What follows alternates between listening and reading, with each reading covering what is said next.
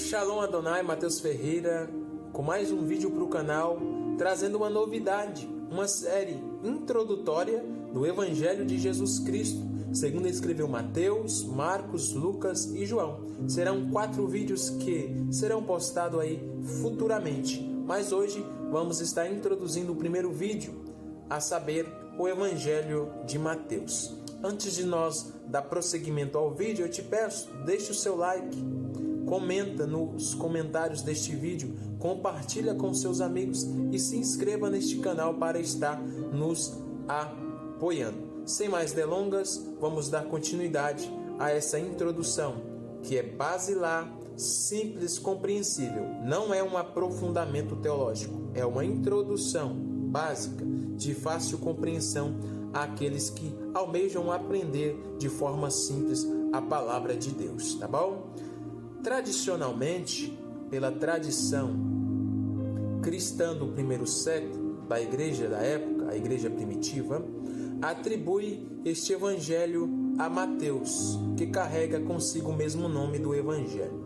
Mateus, do aramaico, significa presente de Deus. E Levi, que era o seu nome, quando ainda Jesus o chamara no capítulo 9, o versículo 9, significa aquele que une ou unido, tá? Então, no capítulo 9, ele é chamado, é comissionado para ser um dos 12 discípulos de Jesus. Então, ele é alguém que andou e viveu com Jesus, portanto, uma testemunha ocular. Tradicionalmente, pela mesma tradição da era cristã do primeiro século, atribui-se uma datação que antecede o ano 70, que se dá a destruição de Jerusalém. O ano 70 depois de Cristo se dá a destruição de Jerusalém. Então, uma datação que a tradição nos dá é do ano 60 ao ano 65 depois de Cristo. Esta é uma datação tradicional pela tradição da época, tá bom? Uma data posterior ao ano 70 é questões de estudiosos eruditos que ali talvez discorde, mas essa é uma data que segue desde os antepassados até o dia de hoje como tradicional e fiel, tá? Tema da mensagem, do Evangelho de Mateus é apresentar Jesus como o Messias prometido, o Rei que governa com retidão e justiça.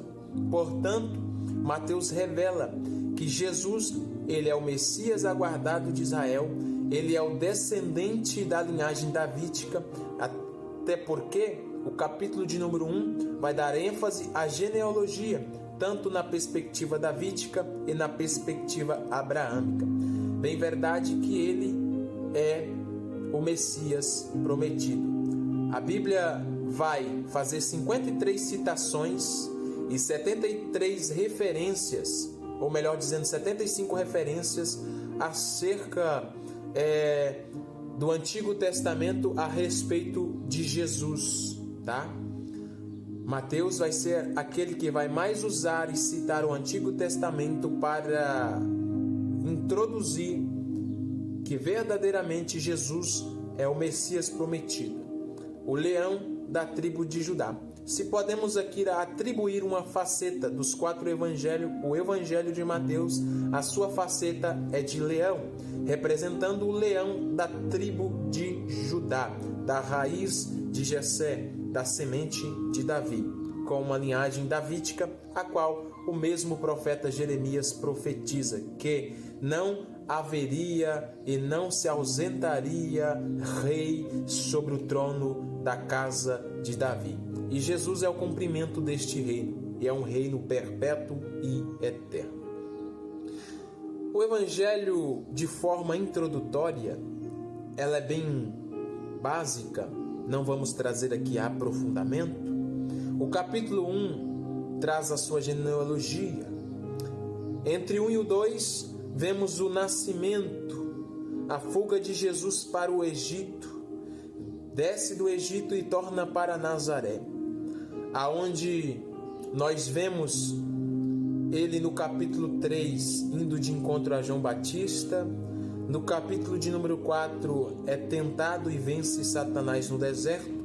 O capítulo 5 é o capítulo que dá ênfase ao sermão, até o capítulo 7, que dá ênfase ao sermão da montanha, as bem-aventuranças, as verdades espirituais do rei. Nos capítulos posteriores vai revelar o Messias que opera milagres e que o seu reino não é daqui. Há 23 parábolas. Mateus é aquele que vai escrever e narrar 23 parábolas de Jesus. É o evangelho que mais contém parábolas. Parábolas que Jesus pregava para introduzir o reino de Deus, o reino dos céus, aos seus ouvintes. Ele usava coisas simples da cultura da época, usava a linguagem urbana, usava a linguagem do seu contexto. Se eles estivessem em uma aldeia simples, ele ia usar ali a estrutura daquela aldeia para exemplificar as verdades espirituais do reino. Se eles estivessem em meio aos doutores, ele iria usar as coisas que impera dentro do contexto para revelar verdades espirituais, tá bom? Então, nós aprendemos que Jesus é o Messias, a quem Moisés e os profetas anunciaram. Há muitas citações do Antigo Testamento acerca do Messias, e Mateus dá ênfase a isso. O público e a mensagem do Evangelho de Mateus é destinado a judeus convertidos, ou seja, a judeus que creram que verdadeiramente Jesus era o descendente de Davi, o Messias aguardado. Há quem diz que Mateus ele escreve este evangelho na Terra Santa.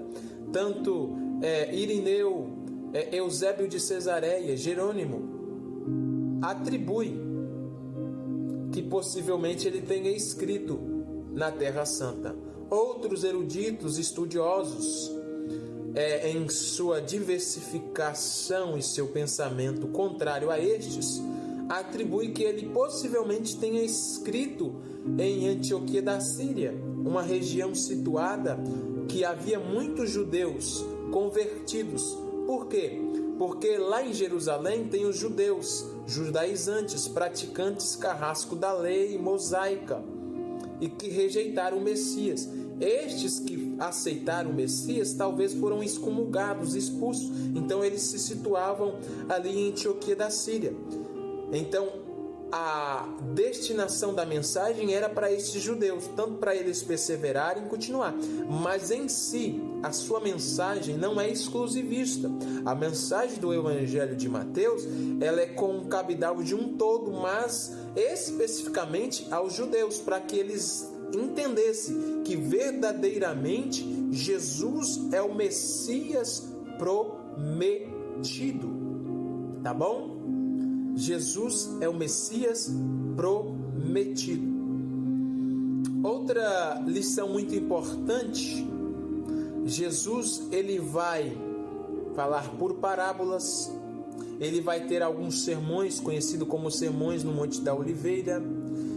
O mais enfático, capítulo 21, do versículo 1 ao 11, a entrada triunfal de Jesus montado sobre um filho de jumenta, entrando em Jerusalém, é aclamado como bendito é aquele que vem no nome do Senhor. E ali ele era enaltecido, exaltado como Senhor, né? E esta entrada marcou terrenamente, mas nós sabemos que o Salmo 24 mostra o Rei da Glória entrando em ascensão aos céus, sendo entronizado à destra de Deus Pai, sendo exaltado e glorificado. Os capítulos de número 22 a seguir vai narrar alguns feitos de Jesus, mas os mais enfáticos, também conhecido como a escatologia de Mateus, é do capítulo 24 ao capítulo de número 25, que vai narrar aqui o sermão profético das últimas coisas. Aqui existem as correntes escatológicas, Eu, particularmente, creio que a mensagem é para o povo de Israel, o povo judeu, até por causa da estrutura e dos elementos usados nos capítulos 24 e 25, acerca do sermão profético da vinda do Filho do Homem e quando isso sucederia e quando isso procederia. O capítulo 26 ao 28 é a narração das últimas semanas de Cristo. É Cristo em Betânia, em uma janta em Betânia. É Cristo entre os seus discípulos na ceia. É Cristo indo à oração ao Getsemane, lugar de prensa, que simboliza lugar de prensa, ou seja, onde se espremia as azeitonas. Ali vai ser o momento em que Cristo vai ser apertado, espremido, um período de angústia e de profunda angústia. E Lucas, ao narrar no seu evangelho, vai dizer que ele fora consolado por um anjo. Este foi um momento em que ele fora entregue, por Judas, o Iscariotes, que o negara, o traíra. Esse é o período que Jesus vai sentir uma angústia, porque Pedro nega, Judas trai, os discípulos são dispersos, Jesus vai entrar dentro de um julgamento com Anás, Caifás, Sinédrio, Pilatos, Herodes, Pilatos, na perspectiva de alguns evangelhos, mas especialmente Anás e Pilatos. Ele vai ser julgado, condenado por ser rei dos judeus, o Messias prometido de Israel, por se dizer filho de Deus, sendo filho de Deus. Ele vai ser entregue para ser crucificado. Ele vai ser crucificado no meio de malfeitores. As palavras finais do Evangelho de Mateus é a sua morte na cruz. A sua palavra enfática, tetelestai, está consumado, o preço está pago. Interessante que também o seu sepultamento, a sua ressurreição, as suas palavras finais para os seus discípulos, admoestando para que eles façam a continuação desta obra, fazendo discípulos e pregando o reino dos céus até que ele venha.